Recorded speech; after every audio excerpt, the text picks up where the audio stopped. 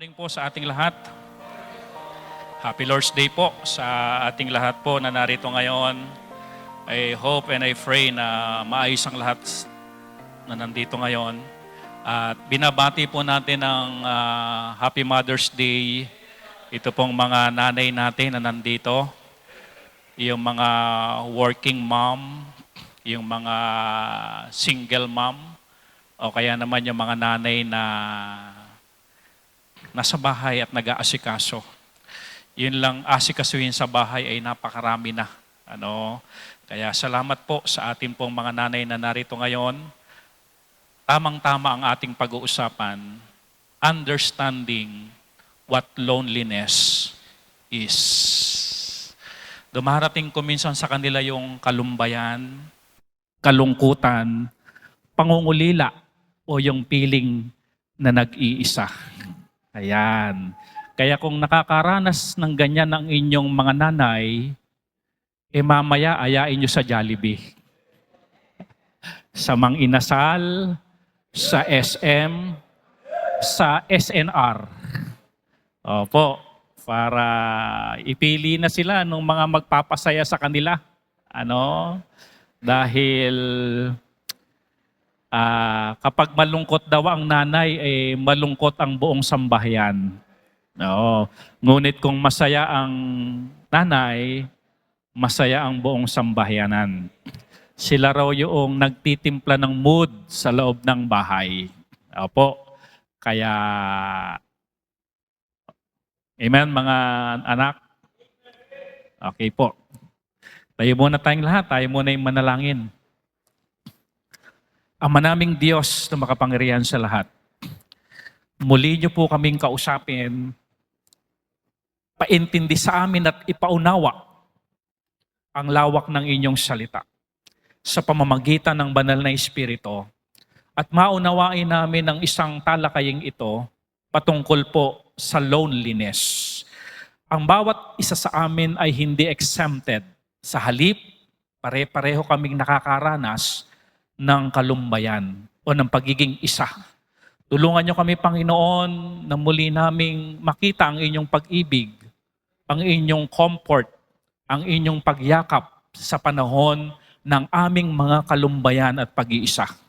Salamat po, Panginoon, sa pagkakataong ito. Nais po naming ipasalamat sa inyo dahil binigyan mo kami ng mga nanay, ng aming ina, ng aming mami o anuman ang tawag, Panginoon. Salamat sa kanilang buhay, salamat sa kanilang mga sakripisyo, salamat sa kanilang pag-asikaso, salamat sa kanilang pagtuturo. Sila yung una naming teacher sa loob ng bahay. Salamat po, Panginoon, sa kanila, sa mga sakripisyong kanilang ginawa. Suklayan mo, Panginoon, ng pagpapala at pagmamahal. Patawad, Panginoon, sa anumang pagkukulang namin, ito'y panalangin namin sa inyo. In Jesus' name we pray. Amen. Upo muna tayong lahat. I-define muna natin ang salitang loneliness. The word loneliness, the feeling of being alone. Even when you're surrounded by people. Hindi ibig sabihin na maraming taong nakapaligid sa iyo, magulo ang paligid, may mga batang nagtatakbuhan, may mga batang naglalaro sa lansangan, o kaya naman nasa loob ka ng isang mall, maraming tao. Hindi ibig sabihin maraming tao is hindi ka na makakaramdam ng ganitong pakiramdam. Po? It is an emotional state where a person feels isolated, unnoticed. Yung bang, hello, nandito ako, pero parang wala silang nakikita at hindi nila na-recognize ang iyong ginagawa. Or disconnected from others. Ang dami-dami nyo nga sa loob ng bahay, pero hindi naman kayo nagkikibuan. Po? Hindi kayo nagkukumustahan at hindi kayo nagkukwentuhan. Yun po ang ibig sabihin ng loneliness. Sa Tagalog, nalulumbay, nalulungkot, nangungulila, at nag-iisa. Sino sa inyo ang nakaranas na ng loneliness? I do believe ang bawat isa sa atin, iba't ibang level lamang ng loneliness yung ating nararanasan. Pero bawat isa sa atin nakakaranas ng ganito, ng kalumbayan. No po? Hindi sa lahat ng pagkakataon tayo po ay masaya. O, tignan nyo katabi nyo. Hindi sa lahat ng pagkakataon masaya yan. Nakakaranas ko minsan yan na tinatawag nating kalumbayan. No po? Kaya maunawaan po natin ito in the light of the scripture, paano ba natin ito lalabanan, paano ba natin ito overcome, at ano ba yung mga negative effect ng tinatawag nating loneliness. No po? Yung bang ang dami-daming tao pero parang hindi ka nakikita. Ang daming tao pero parang hindi ka nare-recognize. Sila, close na close sila pero feeling mo hindi ka kabilang sa kanila. Kaya nga inanais natin dito sa church na bago umupo, tignan ng paligid, lalo na kapag meron tayong bisita. Kasi meron tayo kung minsan bisita, longing sila, meron silang sense of belonging, meron silang nais na mapunuan sa kanilang mga kalumbayan. At kung minsan, tayo ang gagamitin ng Diyos para makater yung kanilang mga kalumbayan. No po? Kaya yung pong ngumiti habang kinakamayan, wala namang bayad yun eh. Ano? Okay, yung simpleng ngiti, habang sila'y kinakamayan. Ngayon po, isa-isahin po natin, sino ba ang mga nakakaranas ng tinatawag nating loneliness?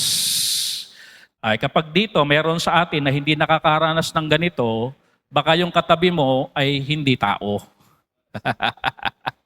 Tanging hindi lang tao ang hindi nakakaranas ng ganito. Ano po? Kung tao yan, kung normal yan, makakaranas siya ng tinatawag nating loneliness. There are different kinds of loneliness. Isa-isahin po natin. Una, the lonely single. Yung mga single nga, say amen.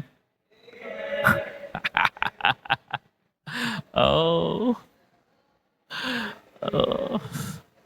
Pag dumadating yung February 14, nakakaramdam na sila ng loneliness. Pag dumadating ang panahon ng malamig, ng Disyembre, nakakaranas sila ng loneliness. Kasi malamig ang kanyang Disyembre. Pero listen carefully. Yung deepest need ng tao, hindi tayo ang nakakaalam. Ang Diyos. Kaya napakahalaga yung tinatawag na pagtitiwala sa Diyos. Na ibig sabihin natin, Lord, nagtitiwala po ako sa inyo. Mas alam niyo po kung ano yung malalim kong pangangailangan kesa sa alam ko. Kaya Panginoon, ako'y nagtitiwala sa inyo.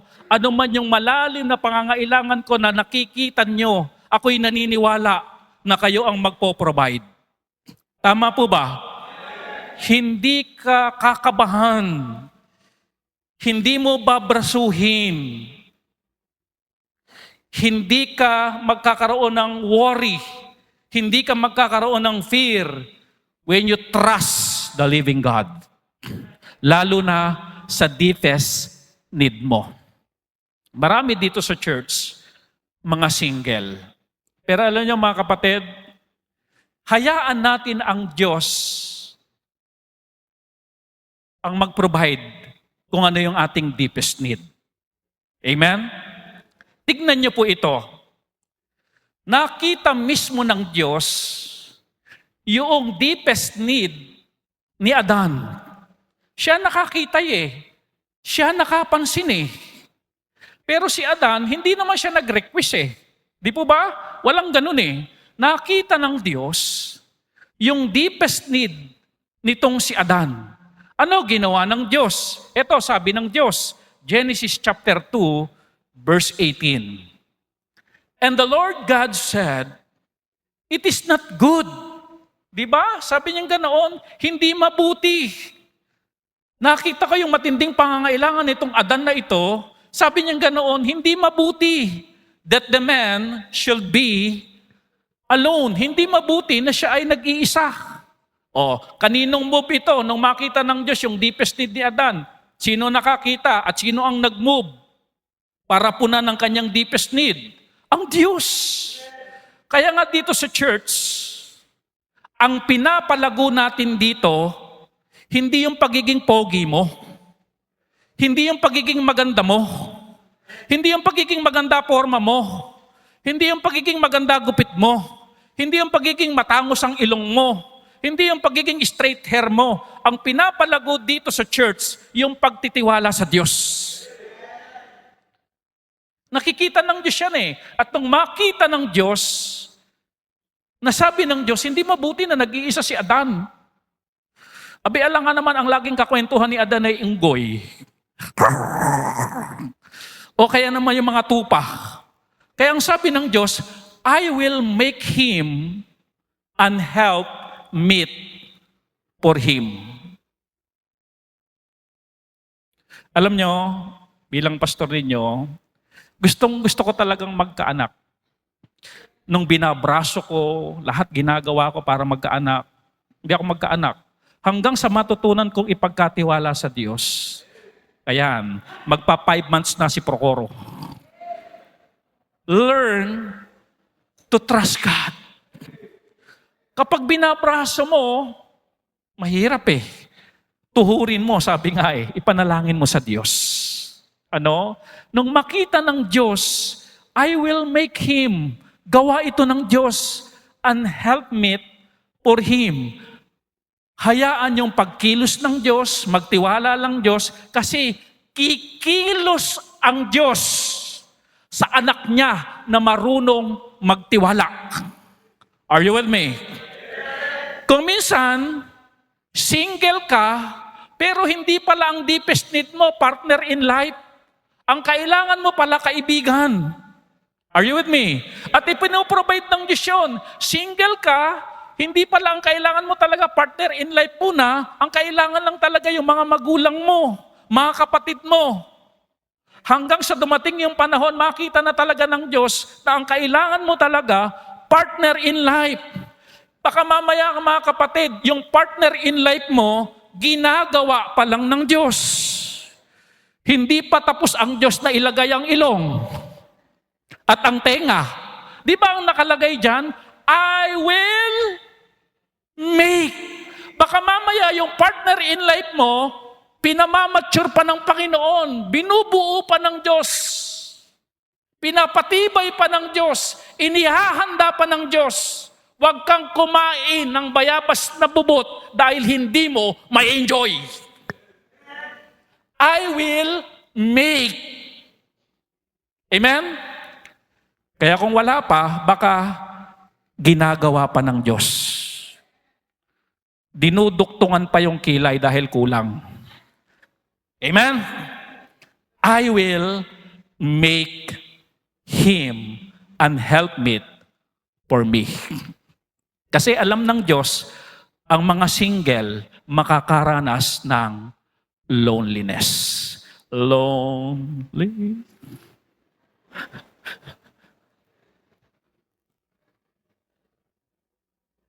Kaya ko lang, ilang taon na ako nag-asawa, di ba? Medyo 25 ba yun? 40 something. Kasi hinintay ko yung ginagawa ng Diyos para sa akin. Amen? Baka hindi pa dumadaan, kapatid, kasi sa quality control, kaya hindi pa maibigay sa'yo. Amen? Abay, pagka naman 13 years old ka, wag namang hinihintay ka na kagad. Dito, pag 25 ka pa lang, mananalangin at maghihintay. Amen? Para makapag-payback muna sa mga magulang, di ba? Maraming mga magulang ngayon, Mother's Day ngayon, malungkot. Kasi yung inaasahan nilang anak na magtataguyod sa kanila sa buhay, ay nag-asawa ng maaga, 11 years old pa lang, nagtananak. Trust God. I will make him an helpmeet for him. Amen? Alam ng Diyos yan. Kung sino yung makakatulong sa inyo talaga. At ginagawa ng Diyos yan. Habang tumatagal, ibig sabihin, medyo matindi yung in-order mo. Amen? Di ba? Okay. Kaya, Mga lonely single, trust God. No? Okay. Nakakaranas ng loneliness ang mga single. Pangalawa, nakakaranas ng loneliness. Okay, di ba? Yung mga single, talagang binibilang nila yung kalendaryo. Sabi nga wala na yung edad ko sa kalendaryo, nasa loto na. Loto ba yun? Huwag kang mag-alala, huwag kang andun. Hindi ganun ang buhay natin. Ang buhay natin ay pagtitiwala sa Diyos. Kaya nang minomold dito. Kaya nga sabi ng Bible, faith cometh by hearing and hearing by the word of God. Para mabuo yung pananampalataya. Pag sabihin namin pananampalataya, yung pagtitiwala sa Diyos. Sa anumang anggulo ng buhay natin, pagtiwalaan ng Diyos. Number 2, the lonely spouse. O, tignan nyo nga. Pinapangarap nyong magkaroon ng asawa. Pag nagkaasawa ka, malungkot pa rin. Are you with me? Are you with me? Kahit saang pumunta buhay mo, mayroong kalungkutan. Tama po? Okay. Sabi ng Ephesians 5:33, hindi iuutos ito ni Apostol Pablo sa Church of Ephesus kung nangyayari na. Are you with me? Ito utos ni Apostol Pablo. Ephesians 5:33. Nevertheless, let every one of you. Sino tinutukoy dito? Lahat ng tatay. Lahat ng asawang lalaki. Let every one of you in particular so love his wife. Utos po ito. Sabi ng Apostol Pablo, kayong mga lalaki, mga asawang lalaki, mahalin nyo ang inyong asawang babae. Dahil malulungkot, malulumbay, magiging mapag-isa. O mararamdaman niyang siya'y nag-iisa na lamang, ang asawang babae, pag hindi sila nakaranas ng ng pagmamahal ng ng asawang lalaki. Are you with me? Sabi nga nung isang lingkod ng Diyos, ang deepest need daw ng babae, yung mahalin siya ng lalaki. Di ba? Kaya nga mga babae, gusto nila laging may assurance. No? Kaya yun po. Kaya kung ang mga babae ay hindi nila nararamdaman ang pag-ibig ng kanilang asawang lalaki, sila po ay nalulumbay. Amen? Kaya sabi ni Paul, love his wife, even as himself. And the wife see that she reverence her husband. Ayan. Ang matindi naman ding kalungkutan ng isang asawang lalaki, alam niyo po kung ano? Pag hindi na iginagalang ng asawang babae. Hindi na nagiging masaya ang tahanan kapag walang love ang husband sa wife. Hindi na po nagiging masaya ang tahanan kapag yung husband ay hindi na naigagalang. Doon po sila nakakaranas ng tinatawag nating kalumbayan. Sabihin nyo nga po, kalumbayan. Alam nyo yun, mga unbeliever pa tayo. Isa sa ayaw ng mga, nung unbeliever pa tayo, yung kapag nagiinuman yung mga lalaki, tapos susunduin ng babae. Gagalit yung lalaki noon. Bakit po? Nadi-disrespect sila sa mga kainuman. Ngayon po ba nararanasan niyo po yun mga tatay? Na sinusundo kayo sa inuman? Paminsan na lang.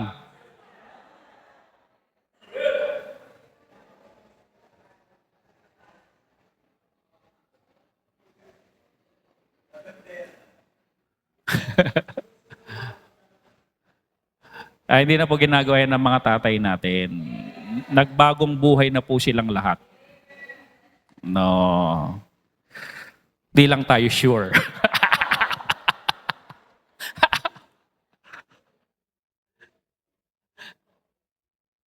Mga anak, sumbong nyo sa akin kung may namamataan kayong mga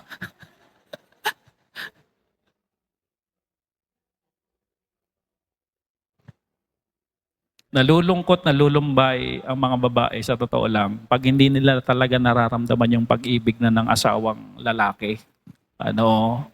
Na para baga ang tagalinis na lang si wife, tagaluto na lang si wife, hindi na nila maramdaman yung kanilang pag-ibig. Nung isang araw, yung misis ko, nag-craving siya ng mga prutas. Nagpunta ako sa palengke, lahat ng prutas binuli ko. Sabi ko, kunin ko na lahat yan. Amen? Love your wife.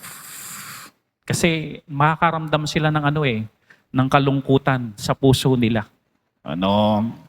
Okay. Ganon din naman, mga asawang babae, ang nakalagay dito, reverence. Hindi kailangan maging pari o pastor ng asawa mo para mo siya igalang. Amen? Ang nakalagay dito, reverence. Kaya yung inyong mga asawang lalaki, halimbawa, si Reverend Ruel. Ganun dapat. Si Reverend Egay. Amen? Pag sinabing reverend, yung matinding paggalang. Naku po, lalong kikisig ang pagiging lalaki namin pag kami ay galang na galang. Amen? O, mahal, sabi ng wife, ano ba yung decision mo? Igagalang ko. Naku, pagka yan ang naririnig namin, talaga naman, ramdam namin na hindi kami nag-iisa, nandyan ang suporta. Amen? Ganon din naman mga wife, pag sila ay mahal ng kanilang asawa, nararamdaman nila yung suporta, yung pagyakap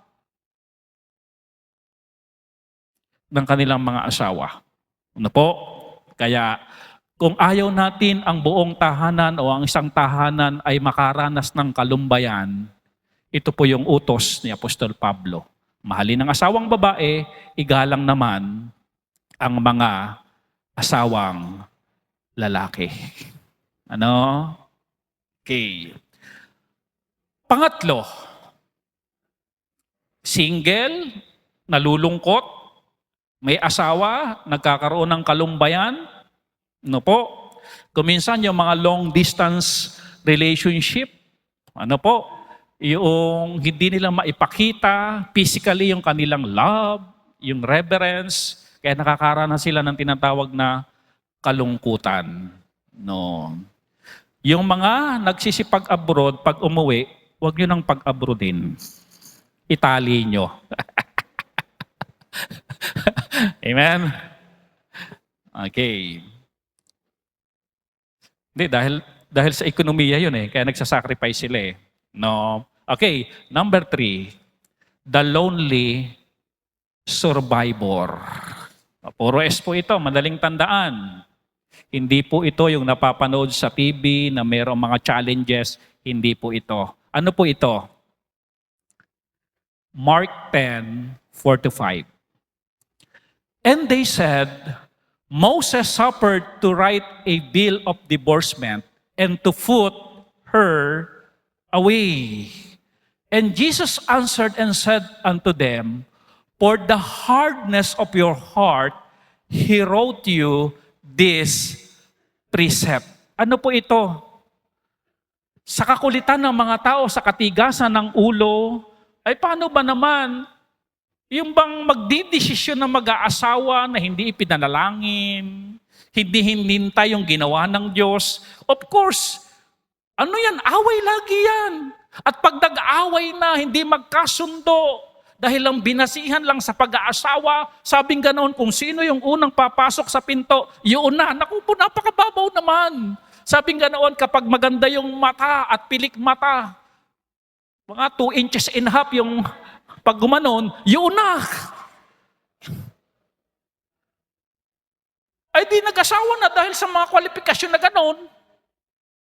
Pag marunong mag-Ilocano, yun na. Pag marunong magbisaya, malambing yan, yun na. Adi nagsipag-asawa, at nung magsipag-asawa na, puro away lang. Kaya sabi nila, kinulit nila si Moses, kailangan magkaroon tayo ng divorce. Magkaroon tayo ng batas na divorce. Bakit po kailangan nila ng divorce? Kasi hindi nila kaya yung tinatawag na pagsasama. Kung minsan nagsasama na lang tayo dahil sa ating anak. Nagsasama na lang tayo dahil nakakahiya kay nanay at kay tatay. Nagsasama na lang tayo dahil nakakahiya sa kapitbahay. Nakakahiya lang maghiwalay tayo kasi nakakahiya kay Lance. Kinuha pa naman nating ninong nakakahiya. Isang araw tong batang ito, kontraktor to eh. Oo.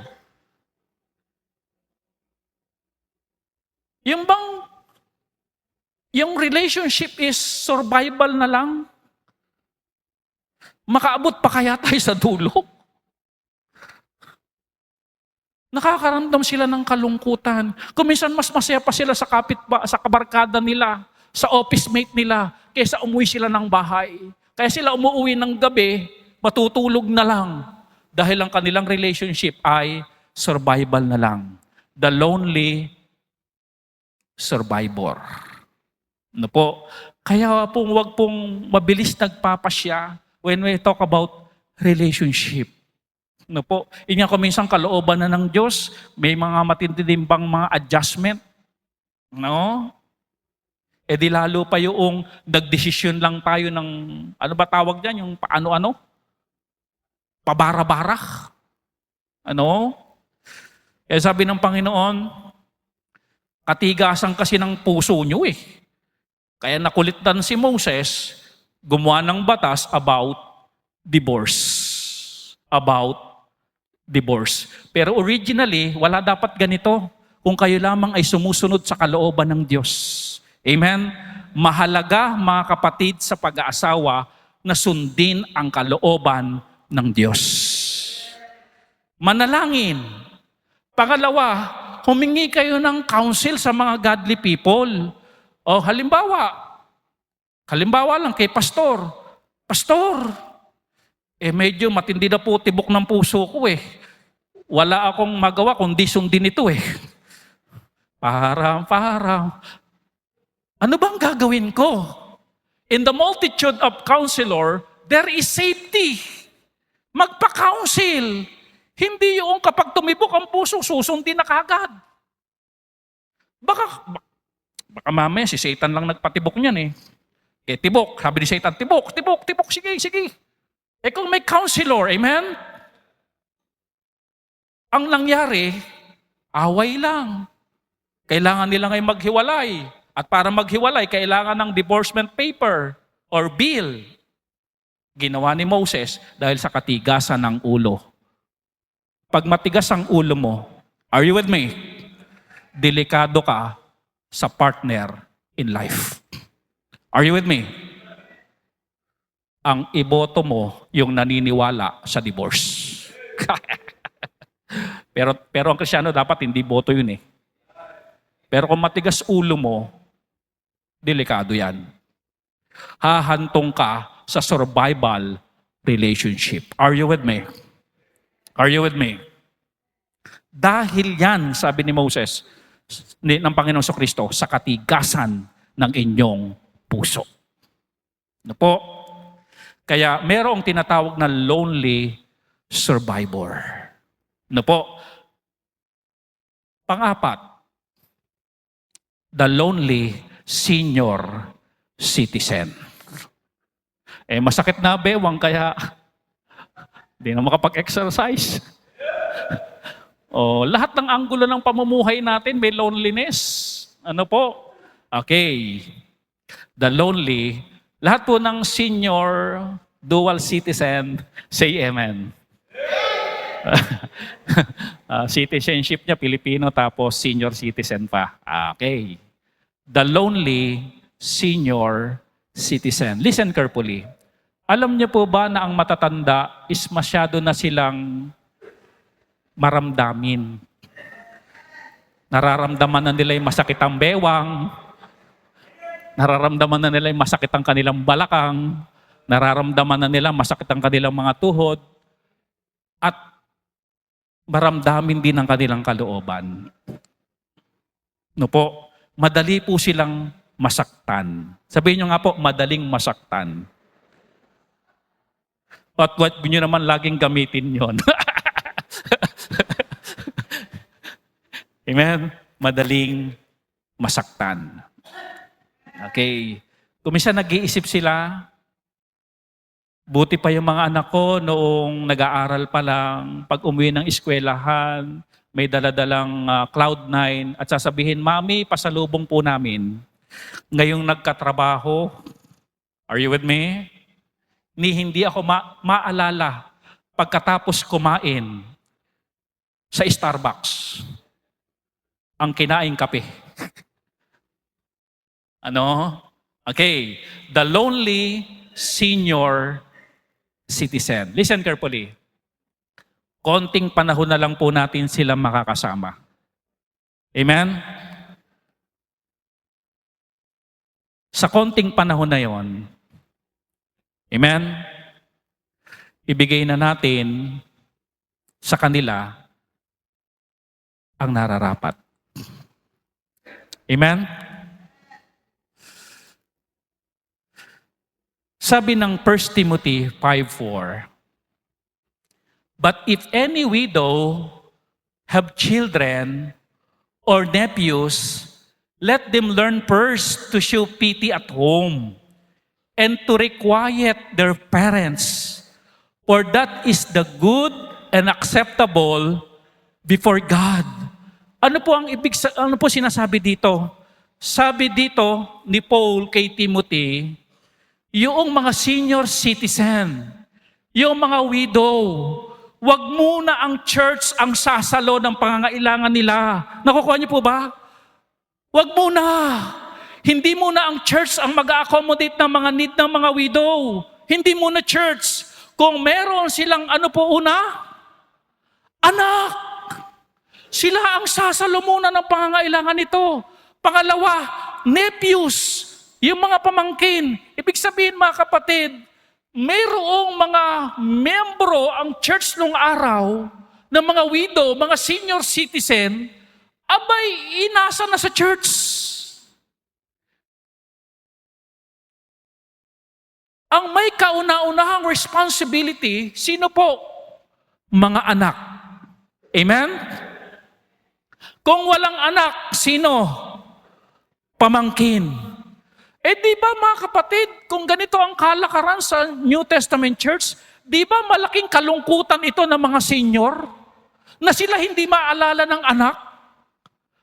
Buti pa ang church? Di po ba?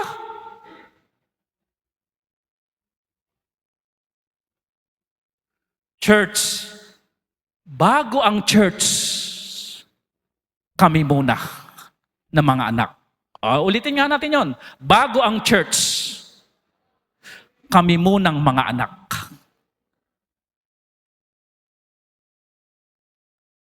Sabi gano'n ni Paul kay Timothy, kung meron mang widow na meron pang anak at pamangkin, let them learn first to show what? Pity at home. Anong sabi? For that is good and acceptable before God. Praise God. Kung ang church tumutulong sa mga senior natin. Amen for that. Amen? But the primary responsible sa mga senior, tayo mga anak.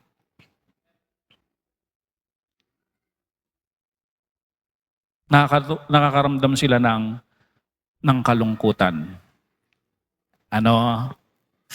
Namimiss nila kuminsan yung tayo mga bata pa. Namimiss nila kuminsan yung kabanding natin sila. I do believe ang bawat isa sa atin ay busy, pero magbigay ng oras sa mga matatanda. Amen. Ako may ako dito, but with the grace of God, the lonely senior citizen. Ay, mapasingle ka, may kalungkutan. Mapag-asawa ka, may kalungkutan. Mamali ka, may kalungkutan. Mamaging matanda ka, may kalungkutan. Saan ba yung buhay na masaya? Hindi po dito sa lupa, sa langit po yon. Kaya kung hindi ka pa sigurado kung pupunta ka ng langit, si Kristo ang tanging tagapagligtas. Wala tayong aasahan na forever na masaya dito. Kahit saang kalumugar may kalungkutan. Ang pangako ng Diyos na wala ng kalungkutan at may pahid na namang luha, papahirin ng luha, sa langit po yun. Kaya kung hindi mo pa alam kung saan pupunta ang iyong kaluluwa pag ikay namatay, pagtiwalaan mo si Kristo na siya lang ang tagapagligtas. Pagsisihan ng kasalanan, tanggapin si Kristo, nang sa gayoon, umalis man tayo sa mundong ito ng punong-puno ng kalungkutan, pupunta naman tayo sa langit na wala ng kalungkutan. Lugi ka pag namatay ka na wala kang tagapagligtas. Balungkot ka na dito, pagdating mo pa sa impyerno, matindi lalong kalungkutan. Kaya habang nabubuhay tayo, siguraduhin natin na si Kristo ay pinagtiwalaan natin at tinanggap natin sa ating puso na siya ang tagapagligtas. Walang pangako dito ang Panginoon na dito'y forever sa lupa na masaya.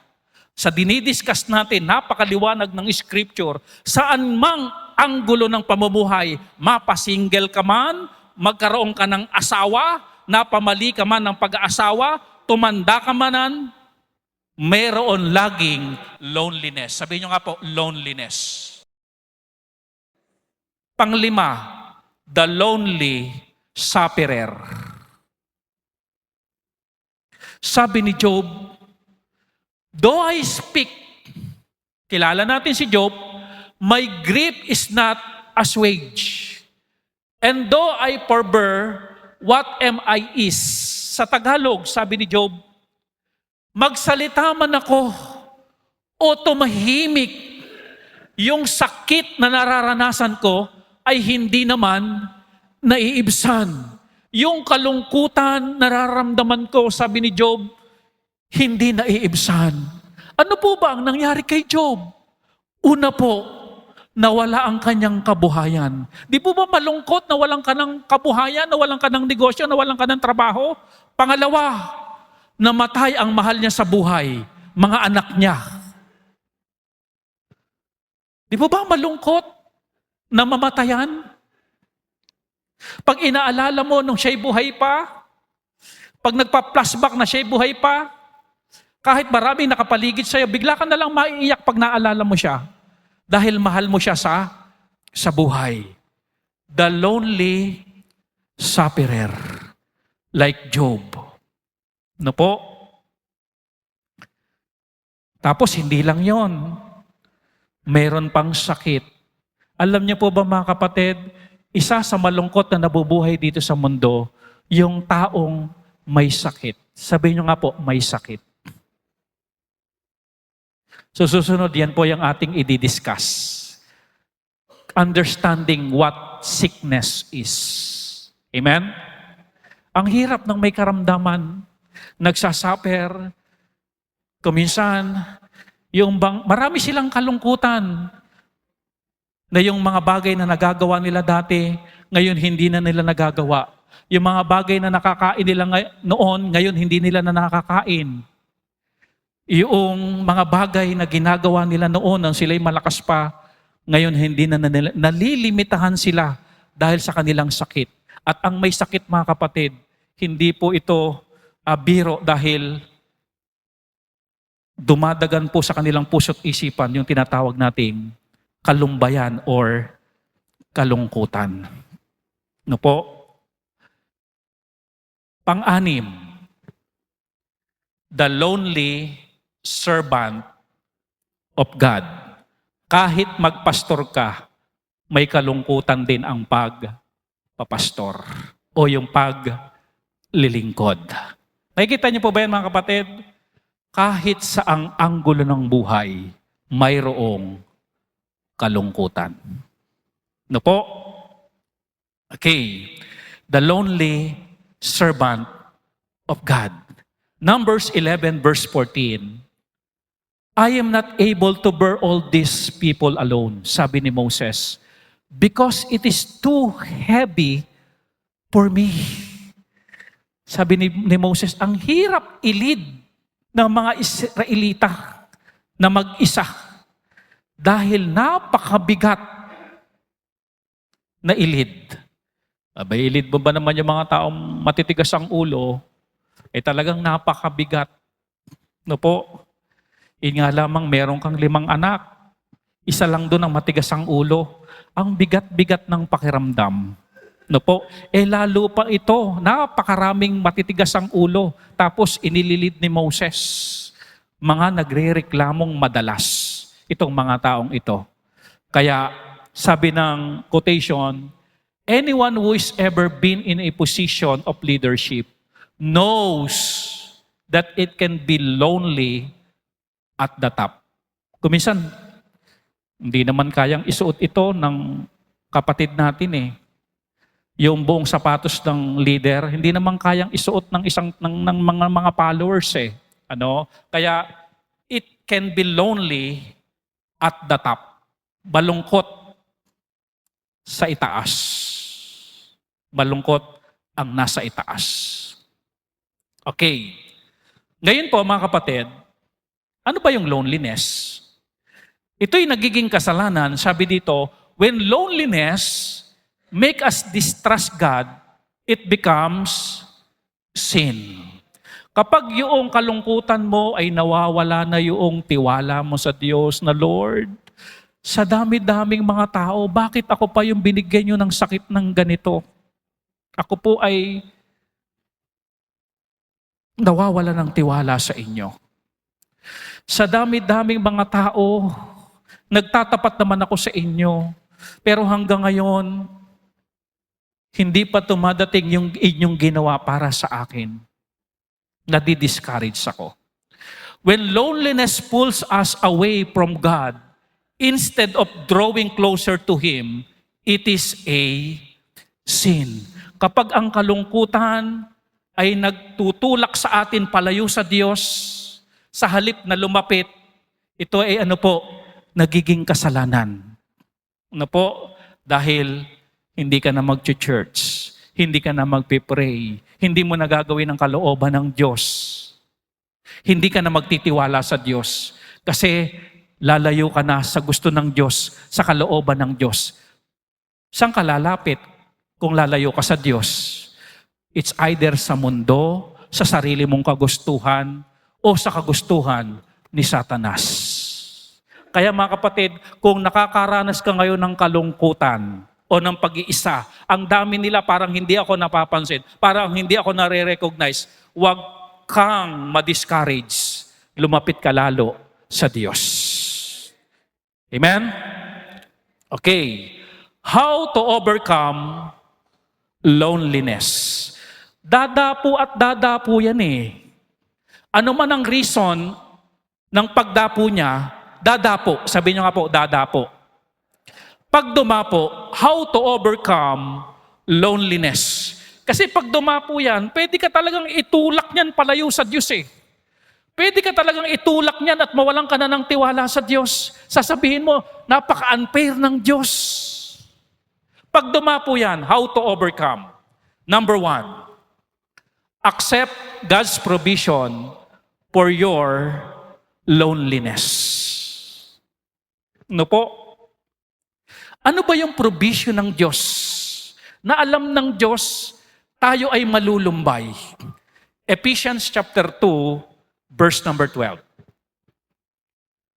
That at the time, you were without Christ.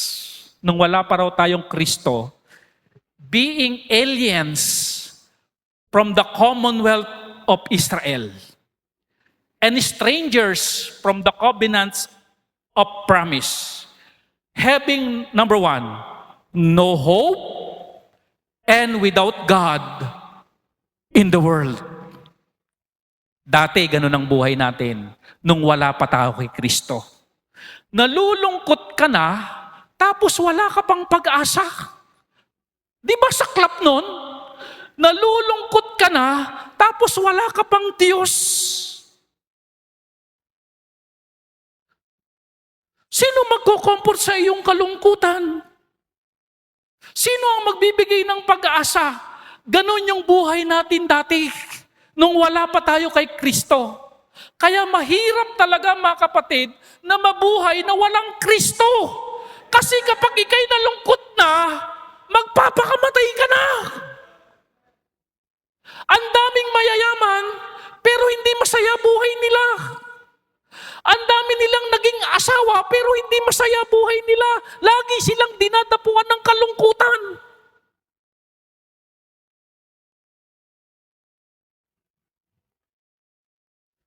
Kaya kung ikaw ay na kay Kristo na, say praise God.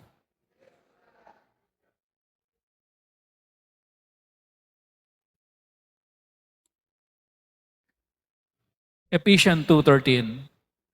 But now in Christ Jesus, He is the provision. But now in Christ Jesus, ye who sometimes were far off, dati tayong malayo, and made nigh by the blood of Christ. May kalungkutan ka, pero dahil sa dugo ni Kristo, because of the blood of Christ, inilapit tayo. Kung may Kristo ka sa puso, malapit ka na ngayon sa Diyos. Nakalapit ka na ngayon kay Kristo. Amen? May kalungkutan ka ba? Ayan lang si Kristo. Amen? Sabihin mo nga sa katabi mo, andyan lang si Kristo. Kasama natin.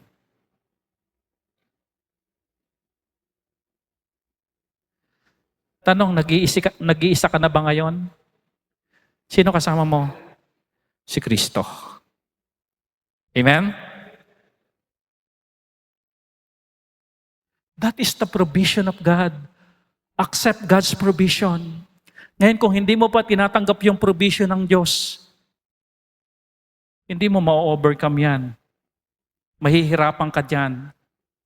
Magsasuffer ka dyan. Malulugmo ka dyan. Madadown ka dyan. At darating pa nga sa buhay mo kuminsan. Amen? Nakitilin ang sariling buhay. Andyan si Kristo. Hindi ka na nag-iisa. Yan ang katotohanan. Accept God's provision for your loneliness. Dati mala tayo sa Diyos, ngayon malapit na dahil sa dugo ni Kristo. Hindi kailanman tayo mag-iisa. Yan ang provision ng Diyos. I will never leave you, nor forsake you. Hindi na kita iiwan, ni pababayaan man. Sabi ng Panginoon at pangako ng Panginoon sa church, sabi niya, di ba? Ako'y magiging kasama niyo hanggang sa katapusan ng mundo. Sasamahan ko kayo. Kasama ninyo ako. Hindi ka na mag-iisa. Kaya kung minsan may mga single, hindi na talaga sila mag-aasawa. Kontento sila na kasama nila si Kristo. Amen?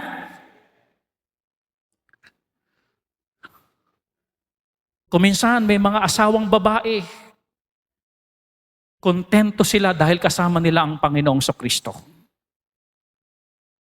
Hindi man maibigay ng asawa ko ang hinihingi kong pag-ibig. Lagi na lang akong tigang sa pag-ibig. Lagi na lang ako naghahabol sa pag-ibig. Kasama ko ang Panginoong sa Kristo na nag-alay ng buhay para sa akin at ganun niya ako kamahal. Amen? Ano man ang status mo sa buhay, napakatindi ng ipinrovide ng Diyos to comfort you in times of loneliness. And that is the Lord Jesus Christ. Di ba ang sarap sa pakiramdam? Kasama mo yung nag-alay ng buhay para sa iyo and the Lord Jesus Christ. Pangalawa, allow God's Word to fill your heart and mind. Alam niyo po ba yung mga nalulungkot na kung ano-ano na naiisip? Kung ano-ano ng mga discouragement at mga offend-offend ng naiisip pag nakaranas sila ng loneliness. But number 2, allow God's Word to fill your heart and mind. Hayaan mo. Kung meron ka ngayong iniisip na kalungkutan, huwag mo muna isipin. Hayaan mo muna, makinig ka muna ng Word of God. Kung inaanto ka, mamaya ka na matulog. Allow God's Word to fill your heart and mind. The Lord, open ang aking mind. Open ang aking heart. Punuin niyo po ng salita ninyo. Hindi kung ano-anong marites ang nasa isipan ko. Hindi kung ano-anong mga artista ang nasa isipan ko. Kung sino yung iboboto ka bukas. Huwag mo nang ganun. Amen? May sobre pa kayang matatanggap mamaya? Huwag mo na yun. Amen? Allow God's Word to fill your heart and mind. Hayaan niyong punuin kayo ng salita ng Diyos. Mas maganda yung buo nating isip at puso ay puno ng salita ng Diyos. Kesa sa mga suliranin na nagpapalungkot sa atin at feeling natin na tayo'y lonely. Mr. Lonely.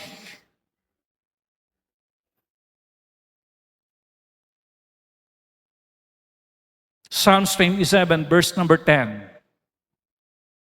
When my father and mother forsake me, pag iniwan ako ni tatay at ni nanay, then the Lord will take me off.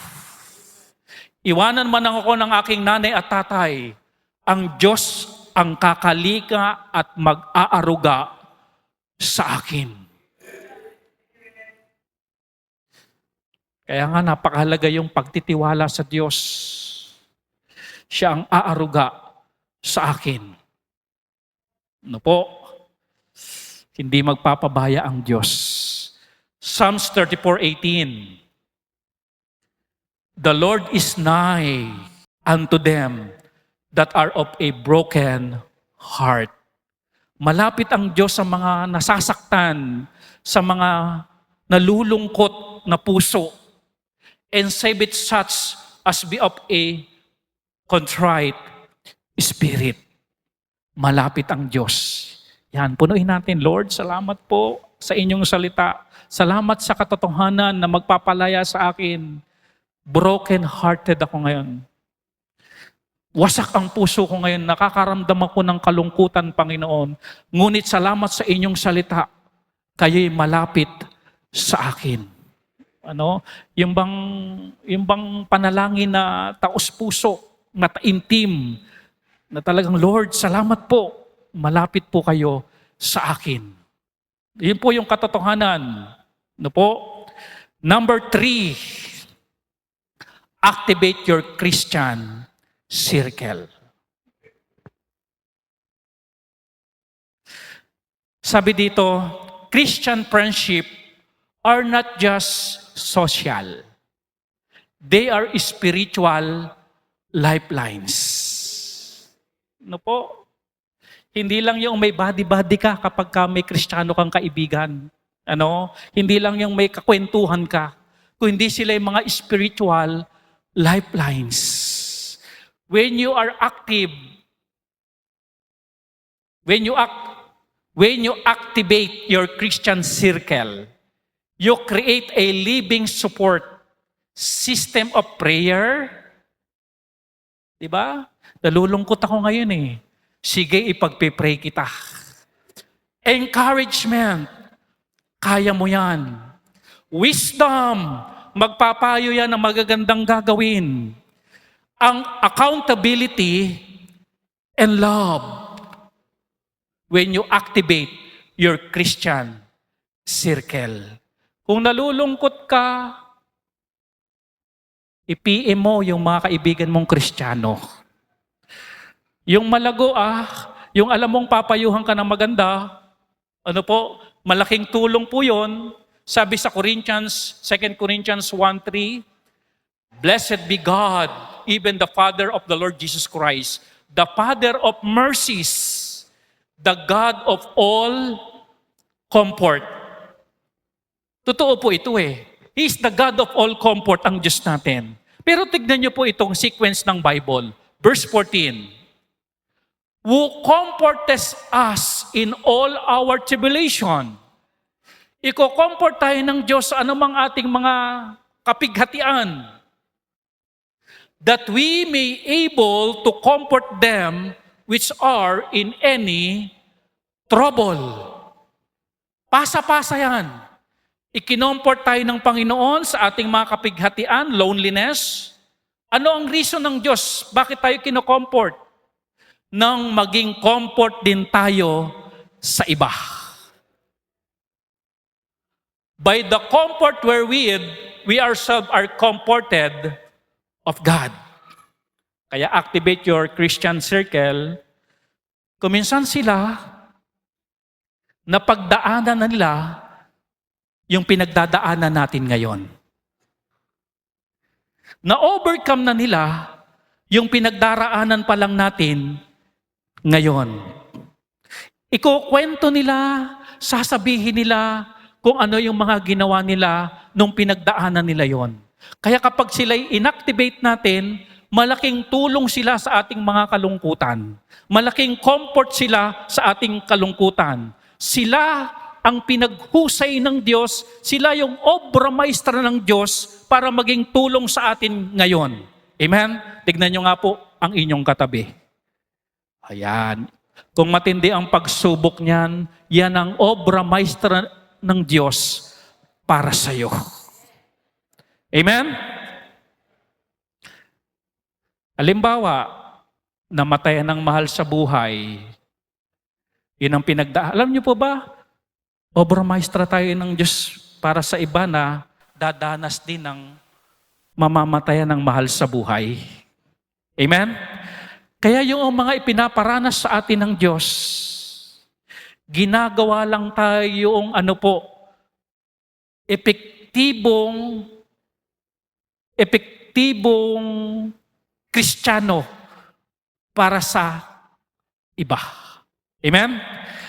The more ang ating loneliness, the more na marami tayong mga struggles, tribulation, iwala ka lang sa Diyos dahil someday gagamitin ka ng Diyos at maging comfort ka sa iba.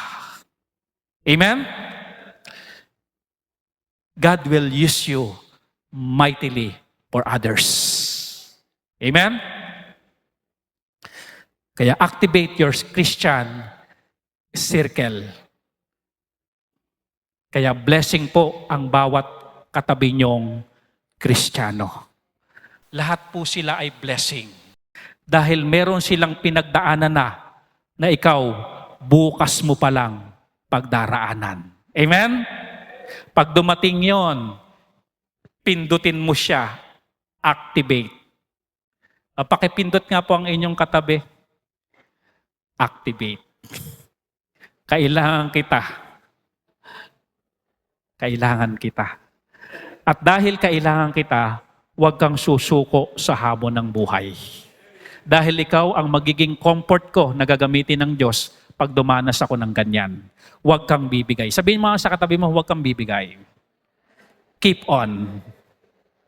Ikaw gagamitin ng Diyos para sa akin. O kuminsan ako ang gagamitin ng Diyos. At hindi rin ako bibitaw kasi gagamitin din ako ng Diyos para sa iyo. Amen? We need each other. Amen? Walang hindi kailangan ng isa't isa. Huwag bibitaw. Ano? Okay. Hebrews 10:24. Sabi dito, and let us consider one another. I-consider daw natin ang isa't isa to provoke unto love and to good works. So, consider ang isa't isa. Ipoprovoke natin. Ano ba sa Tagalog ang provoke? Itutulak? Uudyokan? Udyokan ng isa't isa. Tuloy ka lang. Amen? Sige lang, mag-ministry ka lang. Provoke. Sige lang. Activate. Sige lang. Not forsaking the assembling of ourselves together, as the mother of some is. No? Sige lang, encourage mo lang. But exhorting one another, and so much the more, at ye see the day approaching. Exhorting one another. No? Church, tatanungin ko kayo, saan mo ba makikita yung iyong Christian circle? Sa mall ba? Saan ba? Sa swimming ba? Sa bundok ba? O nandito sa church? Pag Sunday, are you with me? Huwag kaligtaan ng pagtitipon, sabi ng Bible, and then exhorting one another. Huwag papayag na walang kinamayan, walang tinapik. Katulad ng preaching ni Lance, may tinapik, exhorting one another. Why po? Dahil mayroon ka kuminsang tinatapik dito sa church na matindi ang pinagdadaanan na kalungkutan. Huwag magsasawang ngumiti dahil mayroon ditong matindi ang pinagdadaan ng kalungkutan. Dahil nginitian mo, natulala at nangiti rin. Yung bang maibsan man lamang yung kanilang dinadala dahil mayroong kapatiran dito na tumapik, ngumiti, at nangumusta. Amen? Mamaya po, wala pong uuwi na wala kayong tinapik. Kinamayan at kinumusta. Dahil ang isa sa purpose ng assembling together ay exhorting one another. Mamimiss natin ang assembling together pag walang exhorting one another. Kapag kayaan ng nguso ay sumasayad na sa lupa, no, malayo ang tingin pero wala naman tinitignan, may problema yan. Tapikin nyo na at akbayan. Amen? Ano ba ang problema? Huwag lang pera, ha? Pag pera, pagpipray natin yan. Amen? Pag pera kay Junel. Tuturuan kayo ng financial management. Okay po ba yung church? Walang uuwi mo muna na wala man lang kayong na-exhort o natapik at na-encourage. Keep on, kapatid. Keep on. Activate. When Christians meet together, they exhort each other to fruitful service and unbroken fellowship. Amen? Alam niyo mga kapatid, bilang pagtatapos, alam ko ay hindi na kayo na-exhort dahil sa haba ng preaching ko. Na-exhort po ba kayo?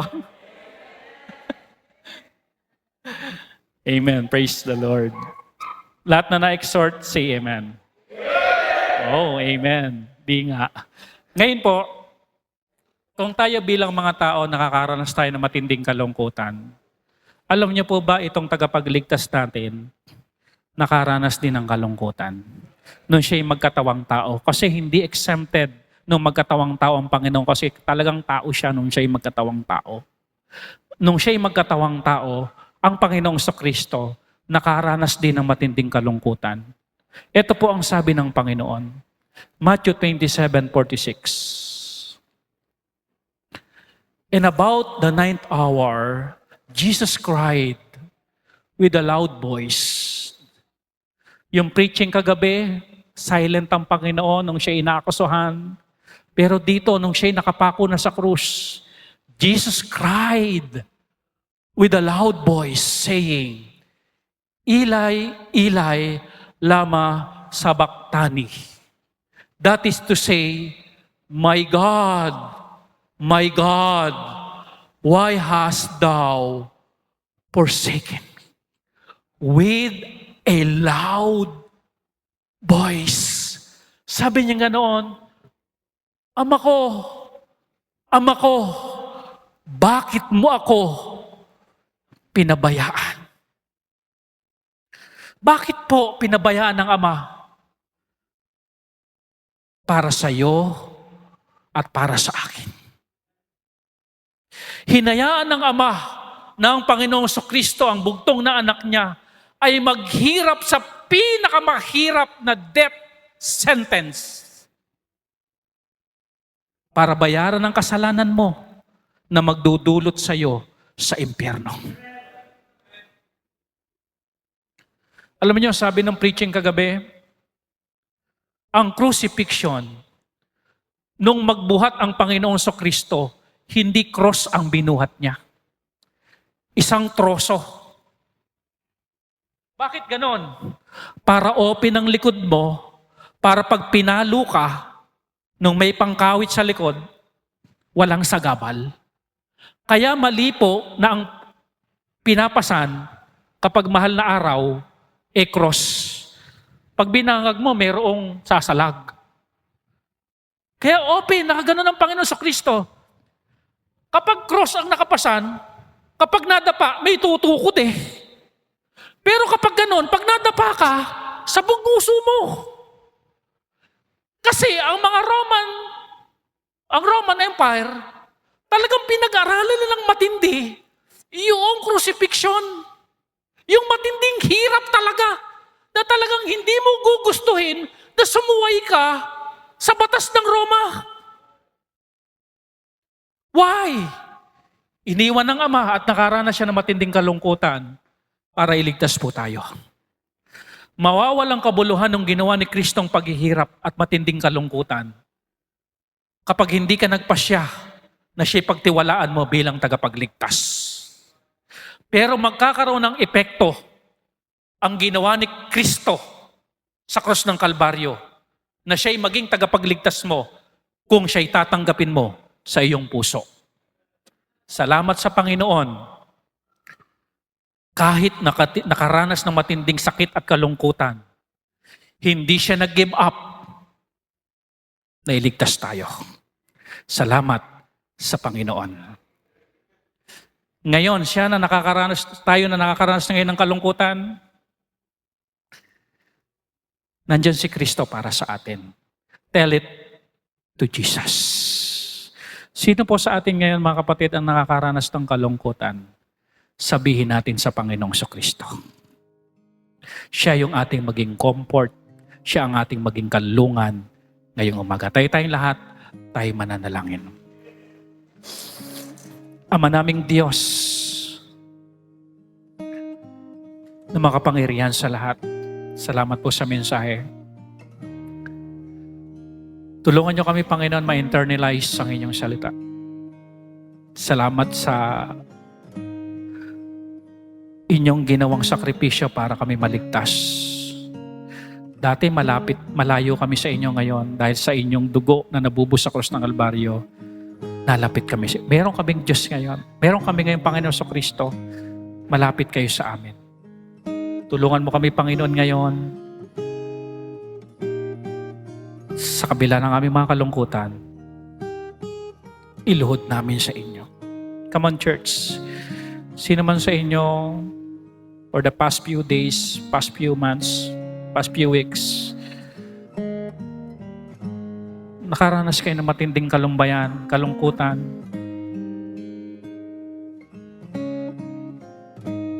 ilapit ngayon sa Panginoon. And then activate your Christian circle. Sabihin sa Panginoon, Lord, lalo ka akong lalapit. Hindi ako lalayo sa inyo sa kabila ng matinding kalungkutan kong ito. Lalo akong lalapit sa inyo. Kayo ang buhay, kayo ang pag-asa. Kayo ang aking kalakasan. Kayo ang aking pag-ibig. Kayo ang yumakap sa amin. Kayo ang magparamdam, Panginoon, ng comfort sa amin. You are the God of all comfort. Comfort us, Lord. Akbayan niyo kami. Yakapin niyo kami. Comfort us, Lord. At the end of the time, Panginoon, yung comfort na naranasan namin sa inyo, maibida namin, maikwento rin namin kung paano niyo kami kinomfort. Marami ring nangangailangan ng comfort. Pero ngayon, Panginoon, kami muna ang inyong i-comfort. Salamat po. I-bless niyo po ang bawat nananalangin. Sa inyong masumpungan ang kagaanan ng loob, ang kapanatagan ng loob. Sa inyong masumpungan ang tunay na comfort, tunay na pag-ibig. In Jesus' name we pray. Amen.